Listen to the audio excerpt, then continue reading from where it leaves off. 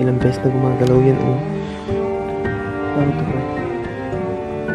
Ano to? Po ba namin malaman kung ano po pangalan niya? Yes, Nakakagulat lang na lalaki ang lalaki, pre. sumasagot. Lalaki. Help! Hindi na kinaya ng aking kasama dahil nakakakilabot naman talaga. Sobrang bigat ang pakiramdam dito. Kaya namin lumipat doon sa baba kung saan tinapon yung namatay doon. Tinapon na bangkay, tapos sinako. Diyan lang dito sa baba. Dito lang yan. Try namin pumunta. At hindi na rin kami nagpatumpik-tumpik pa at puntahan yung tinapon na bangkay. Oh, yun siya, no? Yung paliko siya na ganyan. Talagang makakasidente ka sa point na yun. Pero tignan mo, paikot yung daanan. Yan siya, oh, paikot yung daanan.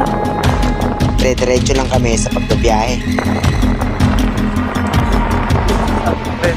Ito talaga. Yung parang natin na si Donald Trump. Oo, Nakakatroma lang dahil meron na kaming barkada na dito nakaksidente. deadling lugar na to. At oo, ang pinaka-isa sa deadling. Ayan siya. Mangin siya. Talagang lip-lip na lugar. Nakakatingin sa sobrang tahimik.